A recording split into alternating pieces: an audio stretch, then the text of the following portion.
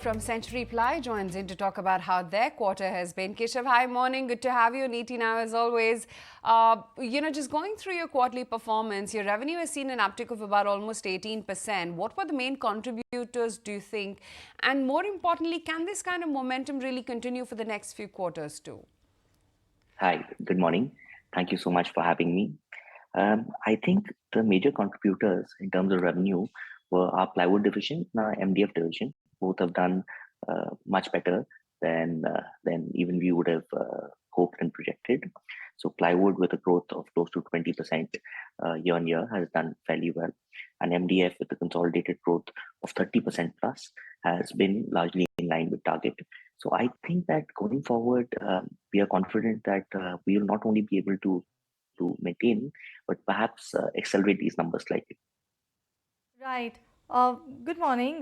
This is Shailu joining the Good conversation. morning. But though we've seen a jump in your revenue, your margins, I believe that one has come in significantly lower when you look at it on a year-on-year basis. About 9% or so is the margins figure that we have.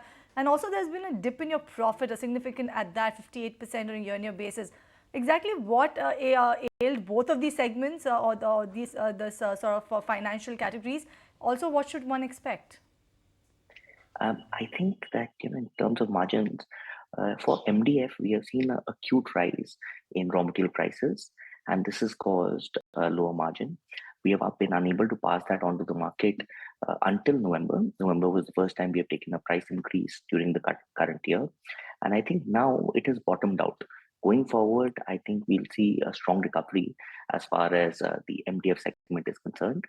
For H2, our guidance would be that we would be close to 60% volume growth and 40% revenue growth in terms of MDF consolidated.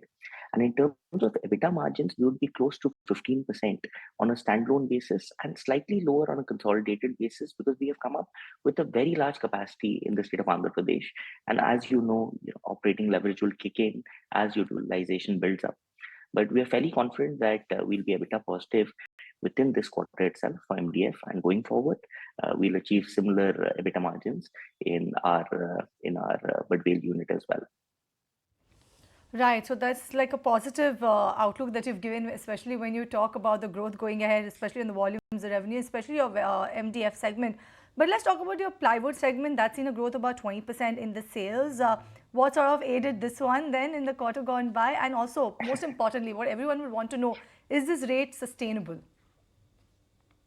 I think for the year, we had initially given a 10% plus value growth for plywood. The first half has done better than expected, as you rightly pointed out. But for the second half of the year, again, we are looking at 12% growth. And weighted average, yes, that would lead to a higher growth for the entire year. But 12% growth in H2 and coupled with our EBITDA margins being between 12 to 14% again. For plywood, that is the outlook. For MDF, blended margins would be lower, but standalone EBITDA margin would be close to 15%. And on a consolidated basis, we'll be looking at a 40% plus revenue growth in H2. All right, let's talk about your expansion plans then. And I believe let's talk about your new unit for resin as well as formaldehyde. If you could tell us what's the strategic reason behind setting up these two units in Punjab particularly, and how does this actually fit into the overall growth and expansion plans for your company? So this is a form of backward integration. And you see, we had planned to set up this unit in the year 2017 itself. But due to certain local problems and due to certain licensing issues, we were unable to do so. So this will give us far more control on the quality of our resin. It should lead to a lower raw material cost, and hence it will expand our EBITDA margins. So it is just a step in terms of raw material security and backward integration, and it is likely to aid in terms of lower cost going forward for the MDF or Sharpur plant. Okay. Keshav, any more capex which is on the anvil or any new addition to your product lines? Currently, we are working on an expansion in our particle board capacity with a new plant that is coming up in the state of Tamil Nadu in Chennai. That should become operational in Q4. So for the time being, that is it with the capex.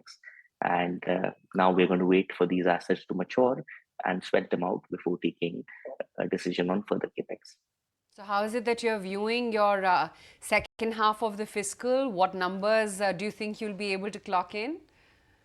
So for the second half, like I said, in plywood, we'd be looking at a 12% plus growth with a 12 to 14% EBITDA margin. With regards to laminate, we'd be looking at 10% plus growth at 10 to 12% EBITDA margin. MDF, it is difficult to give a consolidated number because the new unit is shaping up and is taking some time because of initial teething trouble. But on a standalone basis, we'll be at 15% plus EBITDA. On consolidated basis, we will be lower, but we'll definitely be EBITDA positive in the new unit as well.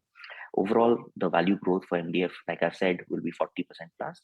And for particle board, we'll be looking at a 10% plus EBITDA margin, but a flattish growth till the new plant comes in.